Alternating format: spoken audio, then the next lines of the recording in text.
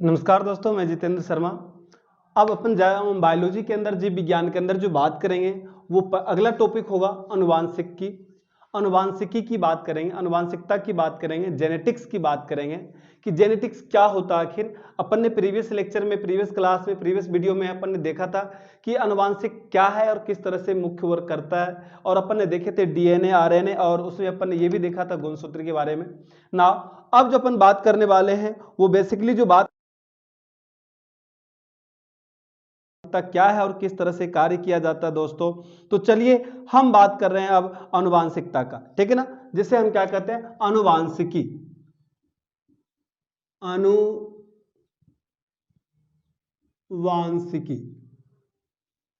अनुवांशिकी भी लोग कहते हैं, लोग इसको अनुवांशिकी भी कहते हैं, जिसको अंग्रेजी में कहते हैं जेनेटिक्स। जेनेटिक्स क्या कहते हैं दोस्तों, जेनेटिक्स कहते हैं। हम आज इसी जेनेटिक्स की बात करने वाले हैं।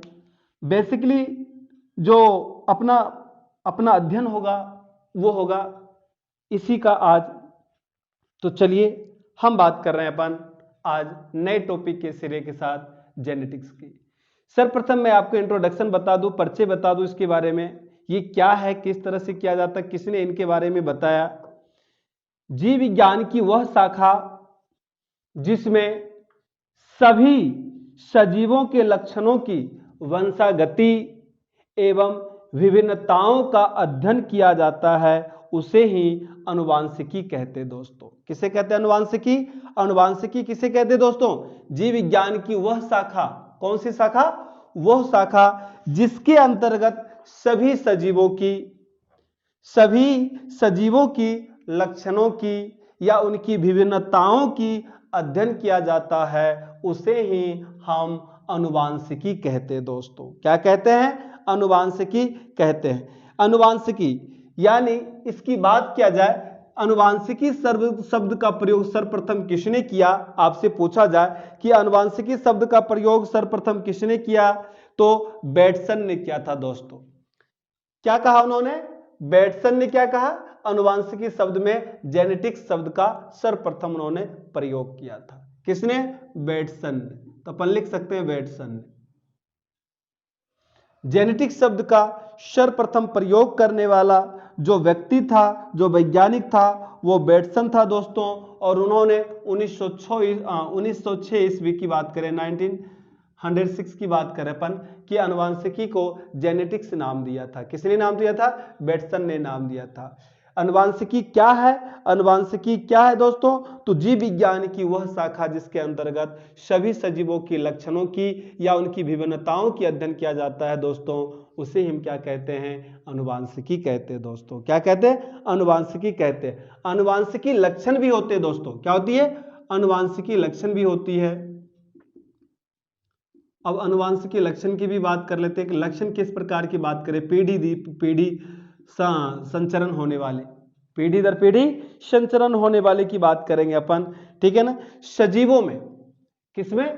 सजीवों में लैंगिक जनन की क्रिया के समय, किस क्रिया के समय? लैंगिक जनन की क्रिया के समय युग्मकों के द्वारा विभिन्न लक्षणों का पीढ़ी दर पीढ़ी संचरण होना ही क्या कहलाता है? क्या कहलाता? पीढ़ी का संचरण होना ही अनुवांशिकी लक्षण कहलाता दोस्तों। या पीढ़ी दर पीढ़ी संचरण होते रहता है, इसे ही हम क्या कहते हैं? अनुवांशिकी लक्षण कहते हैं। इन्हीं लक्षणों को अनुवांशिकी लक्षण कहते हैं दोस्तों। यदि कोई पूछ लिया जाए कि अनुवांशिकी लक्षण क्या है, तो आप बता सकते हैं कि सजीवों में लैंगिक जनन की क्रिया के समय युग्मकों द्वारा विभिन्न लक्षणों का पीढ़ी दर पीढ़ी संचरण होते रहती है। इन्हीं लक्षणों को हम अनुवांशिकी लक्षण कहते हैं दोस्तों। क्या कहते हैं? अनुवांशिकी लक्षण कहते हैं दोस्तों। अब इसके बाद आती है अपना वंशागति। क्या आती है? वंशागति,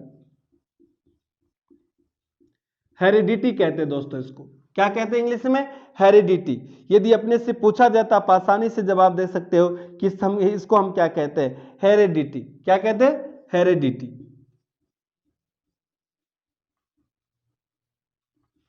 वंशागति। अब वंशागति को परिभाषित करेंगे अपन कि वंशागति क्या है। इन आनुवांशिकी लक्षणों का, इस आनुवांशिकी लक्षणों का जनक पीढ़ी से संतति पीढ़ी में संचरण ही इस आनुवांशिकी लक्षण का, कौन सा आनुवांशिकी लक्षण का, इस आनुवांशिकी लक्षणों का जनक पीढ़ी से संतति पीढ़ी में संचरण होना ही क्या कहलाता दोस्तों, वंशागति कहलाता है, हेरिडिटी कहलाता दोस्तों। अपने से यदि कोई पूछ ले या अपने को पेपर में आ जाए कि जनक पीढ़ी से संतति पीढ़ी में जब कोई लक्षण चला जाता है तो उसे हम क्या कहते हैं, तो आनुवांशिकी के लक्षण जब जनक पीढ़ी से संतति पीढ़ी में प्रवेश कर जाती है या संचरण करता है दोस्तों, तो ऐसे लक्षण हमारे लिए क्या कहलाते हैं, वंशागति कहलाते हैं। और इंग्लिश में हम कहते हैं इसे हेरिडिटी। क्या कहते हैं, हेरिडिटी। हेरिडिटी शब्द का सर्वप्रथम प्रयोग किसने किया, स्पेंसर नामक व्यक्ति ने किया था। किसने किया था दोस्तों, स्पेंसर नामक व्यक्ति ने किया था। उन्होंने ही इस शब्द का प्रतिपादन किया था। और कब किया था, 1863 ईस्वी में किया था दोस्तों। कब किया था, 1863 ईस्वी में। स्पेंसर। हेरिडिटी शब्द का प्रतिपादन करने वाले जो व्यक्ति थे वो कौन थे दोस्तों, वो थे स्पेंसर नामक व्यक्ति। 1863 ईस्वी में इन्होंने वंशागति को क्या कहा, हेरिडिटी कहा। और इन्होंने ये कहा कि जो आनुवांशिकी लक्षण जो है जनक पीढ़ी से संतति पीढ़ी में प्रवेश कर जाती है या संचरण हो जाती है, इसे ही क्या कहते हैं, हम वंशागति कहते हैं। अब विभिन्न प्रकार की विभिन्नताएं भी पाई जाती है जब आनुवांशिकी की क्रियाएं संपन्न होती है या आनुवांशिकी लक्षण वंशागति में चली जाती है। जब जनक पीढ़ी से संतति पीढ़ी में जब प्रवेश होता है लक्षण, आनुवांशिकी लक्षण, तो उनमें विभिन्न प्रकार की विभिन्नताएं पाई जाती है दोस्तों। अब हम बात करेंगे उसी विभिन्नताएं की कि किस प्रकार की विभिन्नताएं अलग अलग प्रकार के पाए जाते हैं, जिसको हम कहते हैं वेरिएशन। क्या कहते हैं दोस्तों, वेरिएशन।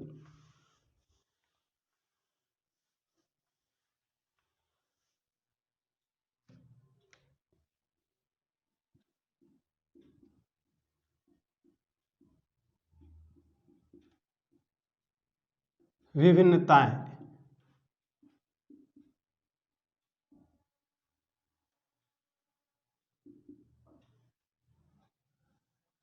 विभिन्नताएं का मतलब क्या होता है दोस्तों,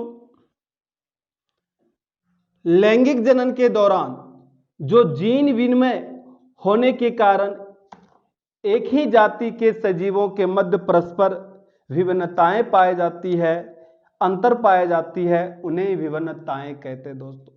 यदि अपने से कोई पूछ ले तो उसको अपन समझा भी सकते हैं कि लैंगिक जनन के दौरान, किसके दौरान, लैंगिक जनन के दौरान जीन विनिमय होने के कारण एक ही जाति के जीवों के बीच, सजीवों के बीच या सजीवों के मध्य परस्पर होने वाली क्रियाएं जो होती है वो बिल्कुल अलग अलग तरह की होती है, जिन्हें हम विभिन्नताएं कहते हैं दोस्तों। क्या कहते हैं, विभिन्नताएं कहते हैं। मैं एक बार और रिपीट कर देता हूं दोस्तों इस परिभाषा को।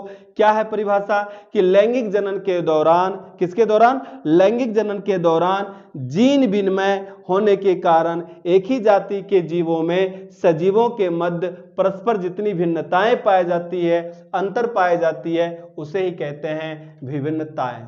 क्या कहते हैं दोस्तों, उसे ही कहते हैं अपन विभिन्नताएं। अब कुछ ऐसे वैज्ञानिक थे जिन्होंने अपनी अपनी राय, अपनी अपनी विचार, अपनी अपनी कुछ वक्तव्य, कुछ प्रतिपादन किए नियम।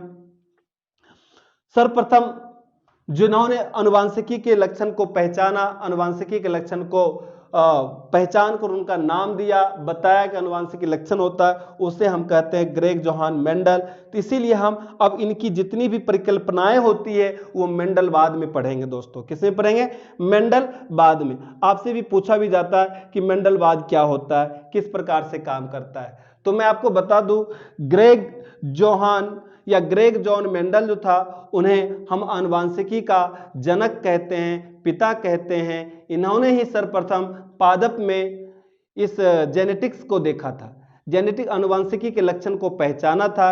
इन्होंने ही वंशागति के कुछ नियम भी प्रतिपादन किया था दोस्तों। इसीलिए हम आनुवंशिकी का जनक या पितामह जो कहते हैं वो ग्रेगर जॉन मेंडल को कहते हैं दोस्तों। किसको कहते हैं? ग्रेगर जॉन मेंडल को कहते हैं। पूछ ले पेपर में तो आप आसानी से जवाब दे सकते हो। ग्रेगर जॉन मेंडल को ही हम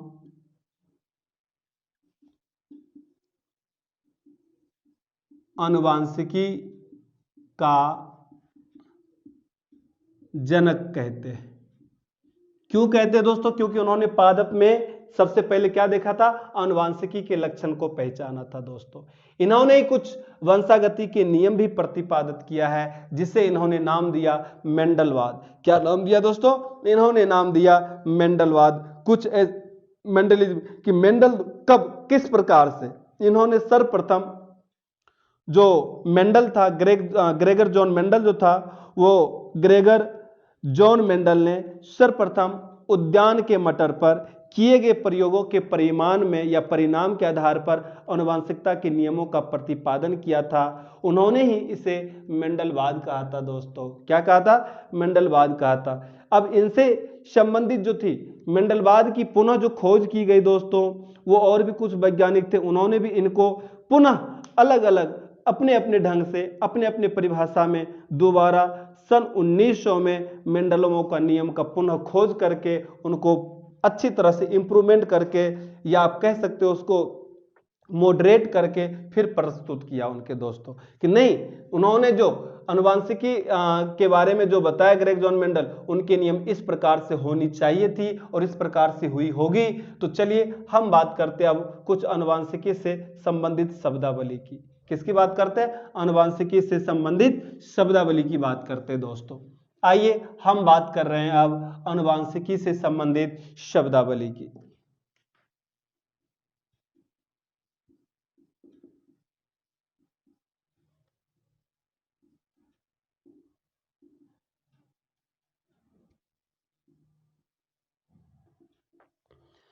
सबसे पहले अपन जीन शब्द को लेके चलेंगे दोस्तों। किस शब्द को लेके चलेंगे?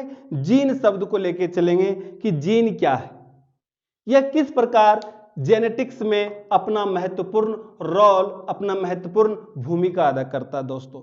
जीन क्या है? जीन वह कारक है जो किसी एक लक्षण को हमेशा नियंत्रित करते रहता है दोस्तों। क्या करते रहता है? एक लक्षण को नियंत्रित करता है, उसे ही जीन कहते हैं। मेंडल के कारक शब्दों को जोहानसन ने इन्हें क्या नाम दिया था? जीन नाम दिया था। क्या नाम दिया था? जोहानसन इनको क्या नाम दिया? जीन नाम दिया। कि किसी एक लक्षण को यदि नियंत्रित कर ले, जो भी कारक किसी भी आनुवंशिकी के अंदर किसी एक लक्षण को भी नियंत्रित कर ले, उसे हम क्या कहते हैं? जीन कहते हैं दोस्तों। क्या कहते हैं? जीन कहते हैं। कभी कभी अपन ये भी कहते हैं कि पिता का गुण पुत्र में नहीं देख रहे हैं, अपन बेटी का गुण बेटा में नहीं माँ में नहीं देख रहे हैं, या इस प्रकार के कुछ ऐसे होते हैं जो लक्षण नहीं मिलते अपने पिता पुत्र से, माता पुत्री से, या माता पुत्र से बेटी पिता से, इस प्रकार से यदि नहीं मिल पाते कुछ, तो आप समझ जाना कि वहाँ पे जीन क्या करा? कुछ कारकों को, कुछ लक्षणों को यहाँ नियंत्रित करने का कार्य करता दोस्तों।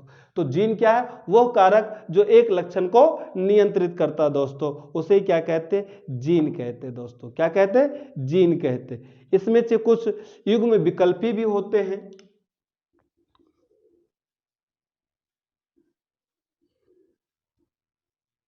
युग्म विकल्पी दूसरा शब्दावली जो है आनुवंशिकी का है, वो है युग्म विकल्पी। युग्म विकल्पी का मतलब क्या? किसी एक लक्षण को नियंत्रित करने वाले जीन के कम से कम दो विपर्यासी स्वरूपों को युग्म विकल्पी करते रहते हो।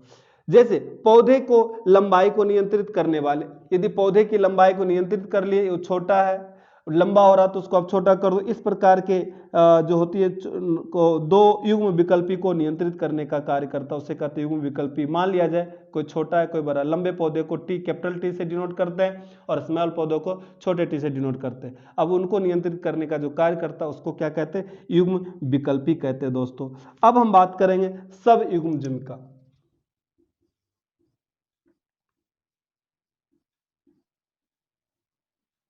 सब युग्मजमी का। इसमें क्या होता है, लंबा लंबा और छोटा छोटा। कोई भी पेड़ पौधे की लंबाई छोटे छोटे हो सकते हैं और कोई लंबे लंबे हो सकते हैं, उनको नियंत्रित करने का काम एक समान युग्म विकल्पी के लक्षणों को नियंत्रित करने का जो कार्य करता है वो क्या कहलाता है, सम युग्मजमी कहलाता है। सम युग्मजमी कहलाता दोस्तों। युग्मजमी इसको अपन अंग्रेजी भाषा में कह सकते हैं होमोजीनियस कह सकते हैं दोस्तों। क्या कह सकते हैं, वो कारक जो दो लक्षण जिनके दोनों लक्षण समान हो और दोनों लक्षणों के समान को विकल्पी कहते हैं, विपर्यासी विकल्पी, और उनके समान लक्षणों की यदि मान लिया जाए हम यहाँ पे नियंत्रित करने लगे तो सम युग्मजमी कहलाता दोस्तों, जिसको हम होमोजीनियस भी कहते हैं दोस्तों। क्या कहते हैं, होमोजीनियस भी कहते हैं। या आपके ऐसे भी हो सकते हैं, विषम युग्मजमी भी हो सकते हैं।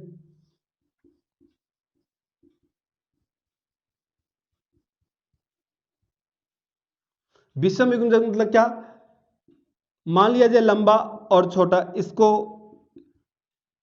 या छोटा लंबा इसको, इस प्रकार से इनको नियंत्रित करने का जो काम करता है इस प्रकार के लक्षणों को, उसको हम कहते हैं विषम युग्मजमी कहते हैं। ठीक है दोस्तों, इस प्रकार के दो लक्षण को नियंत्रित कर, लेकिन दोनों लक्षण क्या होते हैं, असमान होते हैं दोस्तों। क्या होते हैं, असमान होते हैं, उसमें उसे कहते हैं हम विषम युग्मजमी कहते हैं दोस्तों। चलिए अब हम बात करेंगे नेक्स्ट जो पॉइंट है वो लक्षण स्वरूप का है, लक्षण प्रारूप का है, जिसको फिनोटाइप कहते हैं दोस्तों। क्या कहते हैं, फिनोटाइप। किसी जीव की बाह्य जो उत्पत्ति होती है, जो बाह्य जो लक्षण होता है उनको आप नियंत्रित कर लेते हो तो उसे हम लक्षण स्वरूप कहते हैं। हो सकता है लक्षण समान भी हो जाए, असमान भी हो जाए, उसे ही कहते हैं। जीन रूप आता है, किसी जीव के अनुवांशिकी रचना को हम जीन रूप कहते हैं दोस्तों। जैसे शुद्ध लंबा लंबा हो सकता है, शुद्ध छोटा छोटा भी हो सकता है, शुद्ध विषम हो सकता है, शुद्ध समयुग्म भी हो सकते हैं। इस प्रकार के कुछ लक्षण होते हैं जो कहलाते हैं अपना यहाँ पे लक्षण रूप। चलिए तो ये लक्षण रूप की बात कर ली अपन। अब हम बात करेंगे यहाँ पे नेक्स्ट जो है वो है सबसे महत्वपूर्ण पॉइंट है अपने लिए, प्रभावी लक्षण की बात करते। क्या, प्रभावी लक्षण की बात करते। जो लक्षण किसी एक पीढ़ी से दूसरी पीढ़ी को अभिव्यक्त नहीं कर पाता हो दोस्तों, या अभिव्यक्त कर पाता है। यदि मान लिया जाए प्रथम पीढ़ी का लक्षण यदि दूसरी पीढ़ी में दिखाई देने लगे तो उसे हम कहते हैं प्रभावी लक्षण। क्या कहते हैं, प्रभावी लक्षण कहते हैं दोस्तों। यदि अपने से पेपर में पूछ लिया जाए तो आसानी से बता सकते हो कि जो लक्षण एक पीढ़ी से दूसरी पीढ़ी में अभिव्यक्ति हो या दिखाई देने लगे उसे प्रभावी लक्षण कहते हैं। जो लक्षण प्रथम पीढ़ी में, वो प्रथम पीढ़ी में ही है, किसी दूसरी पीढ़ी में यदि दिखाई नहीं दे रहा उस पर लक्षण, तो वो कहलाता है अप्रभावी लक्षण। क्या कहलाता है दोस्तों, अप्रभावी लक्षण कहलाता है। अप्रभावी लक्षण कुछ ऐसे शब्दावली है जो मैं आपको अभी यहाँ पे बता रहा हूँ, जिसे कहते हैं अनुवांशिकी शब्दावली। उन अनुवांशिकी शब्दावली में विभिन्न प्रकार की शब्दावली है जिनको अपन कर सकते हैं। अब यहाँ पे जो होती है, एक संकर क्रॉस होता है, द्विसंकर क्रॉस होता है, त्रिसंकर क्रॉस होता है, बहुसंकर। यानी क्रॉस का मतलब ये हो गया कि दो, कहीं एक लक्षण किसी एक वंशागति के लक्षणों का अध्ययन करना, कहीं दो वंशागति के लक्षणों का अध्ययन करना, कहीं तीन वंशागति के लक्षणों का अध्ययन करना, इसे ही कहते हैं एक संकर क्रॉस, द्विसंकर क्रॉस और त्रिसंकर क्रॉस। और जहां यदि आपको अनेक वंशागति के लक्षणों का अध्ययन करना हो उसे कहते हैं हम यहाँ पे बहुसंकर क्रॉस। इस प्रकार के संकर से हम प्राप्त करते हैं उनके लक्षणों के बीच में समानता असमानता का अध्ययन करते हैं दोस्तों। अब हम बात करेंगे टेस्ट क्रॉस का। परीक्षण क्रॉस होता है जहां पे क्रॉस संक्रमण, वो क्या क्या क्या संकरण करवाए जाते हैं। अप्रभावी लक्षण और प्रभावी लक्षण दोनों प्रकार के लक्षण एक दूसरे की क्या जाते हैं, क्रॉस करवाए जाते हैं। लक्षण समान और असमान लक्षणों को जब एक दूसरे से क्रॉस करा के देखते हैं कि इसमें किस प्रकार के वंशागति देखे जा रहे हैं, किस प्रकार के जनक देखे जा रहे हैं, किस प्रकार के लक्षण देखे जा रहे हैं, उसे कहते हैं परीक्षण क्रॉस कहते हैं दोस्तों। क्या कहते हैं, परीक्षण क्रॉस। कभी कभी भी हम व्युत्क्रम क्रॉस भी करते हैं, उल्टा भी कर लेते हैं उसे। तो इस प्रकार के जो होती है वो हम लक्षणों की बात कर लिए अपन। एक होता है जनक पीढ़ी। क्या होता दोस्तों? जनक पीढ़ी। ये जनक पीढ़ी क्या होता? जो संतति प्राप्ति के लिए किन्हीं और पौधों के साथ संक्रमण करवाया जाए। मान लिया जाए नए संक्रमण करवाया जाए, नए संकरण हो, मुझे कुछ नए पौधे बनाने हैं, कुछ नए बीज डेवलप करना हो, तो हम पुराने वाले से उनका क्या करते हैं? संतति का जनक निकालकर उनके साथ क्रॉस ओवर करवाते हैं, तो हम उसे क्या कहते हैं दोस्तों? जनक पीढ़ी कहते हैं। क्या कहते हैं? जनक पीढ़ी कहते हैं। फॉर एग्जाम्पल F1 है और F2 है, इन दोनों के बीच में आप करा दो, प्रथम पीढ़ी और द्वितीय पीढ़ी के बीच में करा दो संकरण, तो हम आराम से संकरण की बात कर सकते हैं दोस्तों। आराम से इसमें आप ये भी कह सकते हो कि इस प्रकार के संकरण होता है, जिसे हम कहते हैं जनक पीढ़ी कहते हैं दोस्तों। क्या कहते हैं? इनमें हमेशा जो पीढ़ी का संकरण होता है वो हमेशा एक से दूसरे में होता है, F1 से F1 से F2, F2 से F1, इस प्रकार के संस्करण होते हैं दोस्तों। मेंडल के कुछ वंशागति या आनुवंशिकता के कुछ नियम थे, जिस नियम को हम देखेंगे, यहाँ पे समझेंगे कि उन्होंने किस प्रकार के नियम बनाया था। सर्वप्रथम जो आपको मैंने बात किया थी कि जो उद्यान के जो मटर थे, उनका अध्ययन करते करते उनको आनुवंशिकी के लक्षण के बारे में पता चला था दोस्तों। ठीक है ना। अब हम बात करते हैं कि मेंडल ने उद्यान मटर पर संकरण के प्रयोग के द्वारा कुछ जो अलग महत्वपूर्ण नियम का जो प्रतिपादन किया था, उसे ही कहते हैं मेंडलवाद के नियम कहते हैं, या वंशागति के नियम कहते हैं, या आनुवंशिकता का नियम कहते हैं। पहला नियम जो था वो नियम था प्रभाविकता का नियम दोस्तों। किसका नियम? प्रभाविकता का नियम। चलिए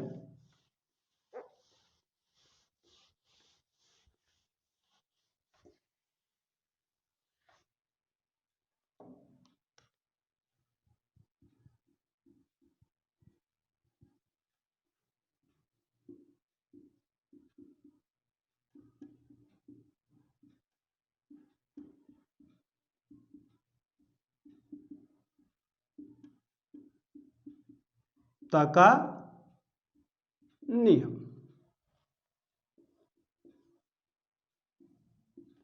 पहला नियम क्या था दोस्तों इनका? पहला नियम इन्होंने कौन सा बनाया था? प्रभाविकता का नियम।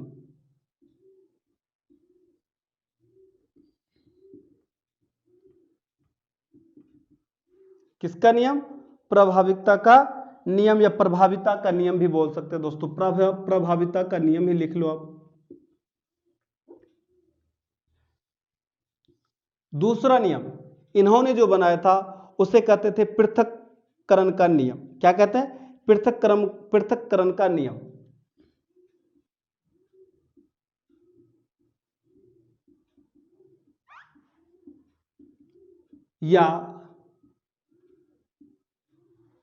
या शुद्धता का नियम।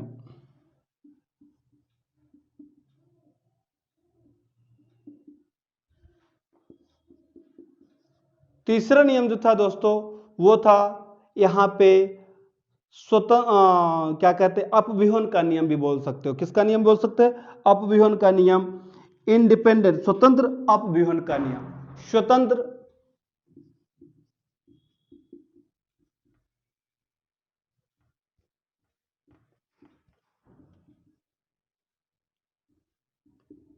मेंडल के 3 नियम। वंशागति आनुवंशिकता का नियम जिसे कहते हैं मेंडल ने दिया था। पहला प्रभाविता का नियम, पृथक्करण का नियम या शुद्धता का नियम, तीसरा स्वतंत्र अपव्यूहन का नियम। अब एक एक करके देखेंगे। सबसे पहले प्रभाविता के नियम के बारे में क्या था? मेंडल के पृथक्करण अथवा युग्मकों के शुद्धता के अनुसार जो नियम जो बनाते थे उसे हम समयुग्मी या पृथक नियम कहते थे दोस्तों।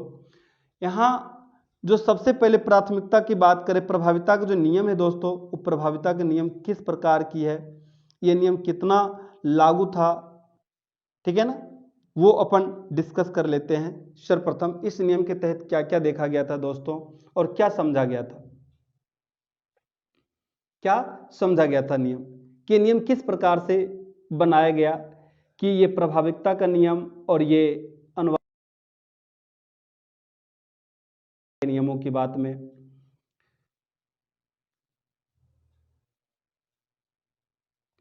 उनके जो इस नियम को जो अच्छी तरह से समझाने की जो उन्होंने कोशिश किया था दोस्तों, मेंडल के नियमों को समझने की या अपन समझना चाहते थे, उस नियम में एक बहुत शानदार प्रभाविता का नियम जो बात कर रहे अपन, वो प्रभाविता के नियम में अपन एक ऐसे चीज की देखेंगे, ऐसे चीज की बात करेंगे जिसमें लगता है कि अपना किस प्रकार से आगे बढ़ जाते हैं। स्वतंत्र पृथक्करण का शुद्धता का नियम हो गया और स्वतंत्र अव्यूहन का नियम, ये तीनों नियम जो थे दोस्तों वो आनुवांशिकता के नियम की बात आ गई थी। चलिए अब हम बात करेंगे यहाँ पे नेक्स्ट पॉइंट जो है अपना वो है कि जीन वंशागुणत गुणों या लक्षणों को कैसे नियंत्रित करता था दोस्तों, एक इसकी डिस्कस करेंगे। दूसरा संतान के गुण या लक्षण कैसे प्रेषित होते दोस्तों, इनकी भी डिस्कस करेंगे दोस्तों। इसके अलावा और भी कुछ ऐसे हैं जो क्रॉस ओवर करा के आप डिस्कस कर सकते हो।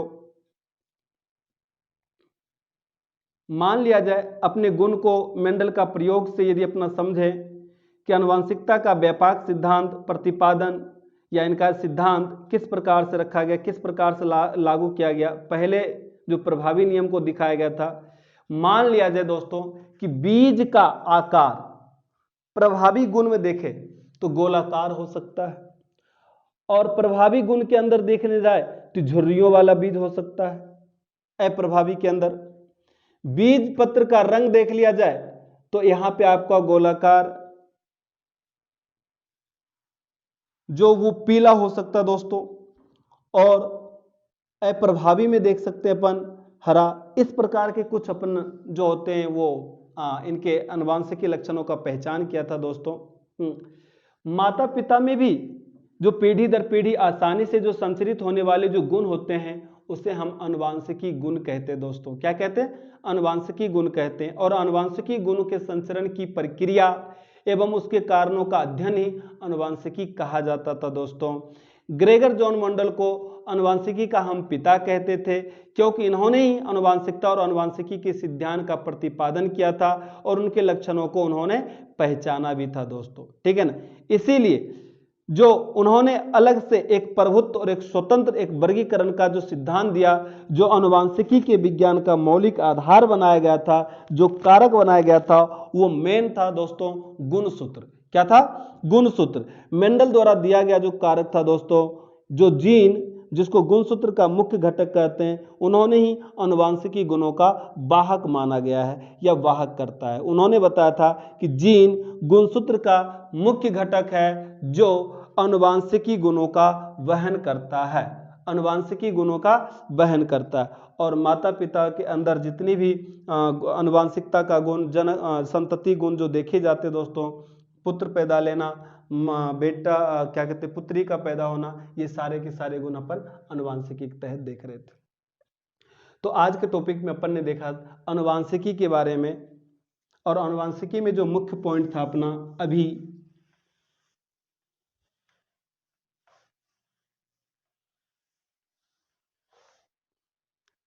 उस सबसे पहले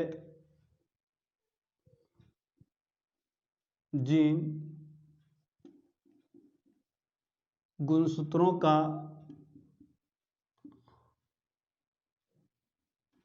मुख्य घटक, क्या? जीन गुणसूत्रों का मुख्य घटक है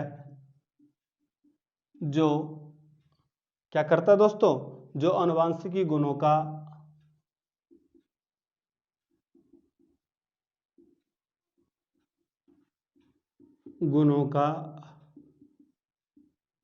वहन करता है, जो आनुवांशिकी गुणों का क्या करता है दोस्तों, वहन करता है। माता पिता से पीढ़ी दर पीढ़ी आसानी से संचरित होने वाले मौलिक गुण ही क्या कहलाते हैं? आनुवांशिकी गुण कहलाते हैं दोस्तों। क्या कहलाते हैं?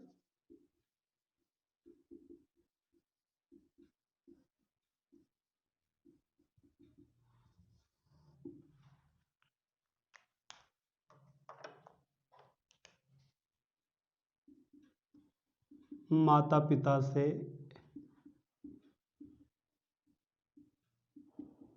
पीढ़ी दर पीढ़ी, क्या? पीढ़ी दर पीढ़ी आसानी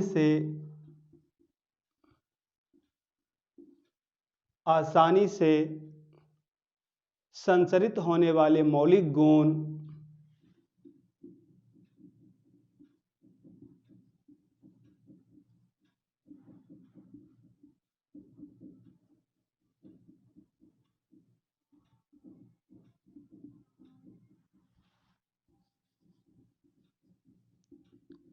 को आनुवांशिकी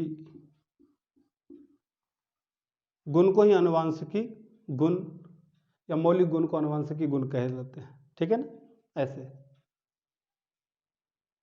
मौलिक गुण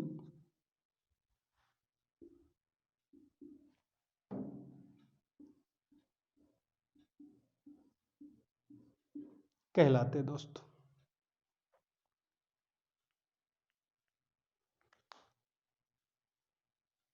क्या कहलाते हैं? आनुवंशिकी गुण कहलाते हैं। और आनुवंशिकी गुणों के संचरण की प्रक्रिया, और किसके? आनुवंशिकी गुणों के संचरण की प्रक्रिया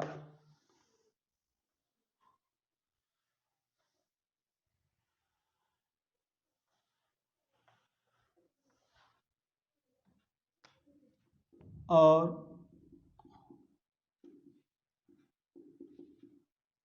आनुवंशिकी गुणों के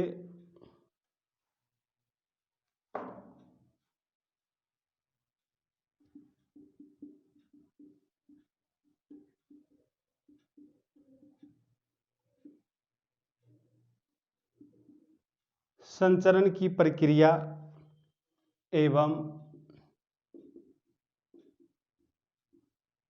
उसके कारणों का अध्ययन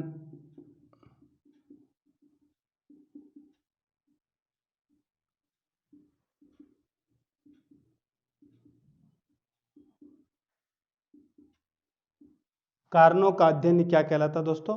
आनुवंशिकी कहा जाता है।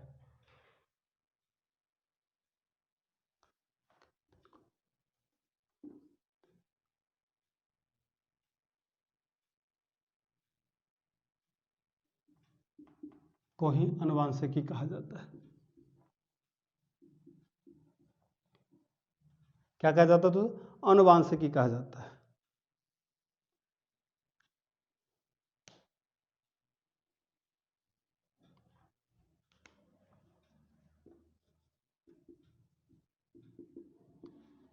आनुवंशिकी का लक्षण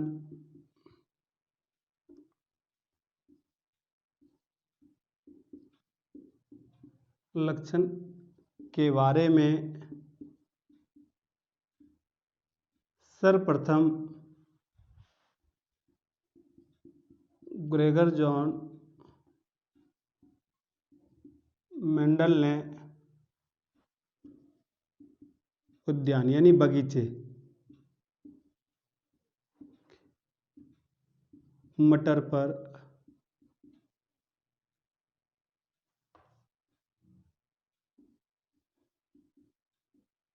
परीक्षण करके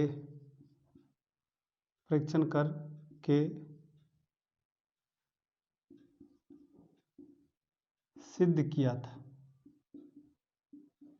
कि वाकई में सभी सजीवों में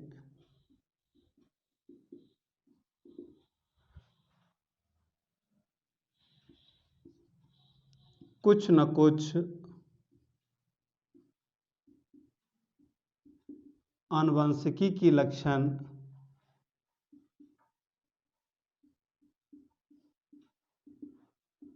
वंशागति के लक्षण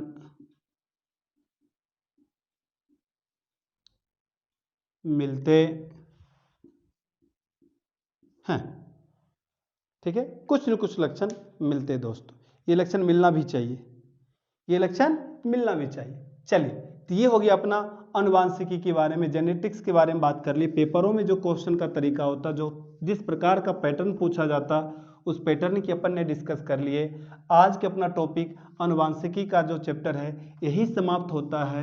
हम नए चैप्टर में फिर नए सिरे से मिलेंगे नए टॉपिक के साथ, उसमें डिस्कस करेंगे आगे की ओर नए नए टॉपिक और भी है अपने बायोलॉजी में, जिस टॉपिक में अपन डिस्कस करेंगे। हाँ, विषाणु है, जीवाणु है, ठीक है ना। अभी तो पूरा रासायनिक जो है जैव रासायनिक प्रजनन जो उत्सर्जन है वो बाकी है अपने पास, श्वसन तंत्र बाकी है, ठीक है। ये सब क्रिया बाकी है। तो नेक्स्ट सेशन में हम बात करते हैं दोस्तों नए टॉपिक के साथ हाजिर होंगे। तब तक आप हमारे साथ जुड़े रहे, बने रहे और मजे के साथ पढ़ते रहिए दोस्तों। अनुवांशिकी की जैसा अपन ने अभी क्लास लिया, इनमें कुछ महत्वपूर्ण टॉपिक बताए, उनका आप स्टडी कीजिए, नोट्स बनाइए, शॉर्ट स्क्रीन ले लिया होगा, बार बार रिपीट करके इस वीडियो को आप देखते रहिए। चलिए नेक्स्ट वीडियो में मिलते हैं, तब तक के लिए दोस्तों राम राम।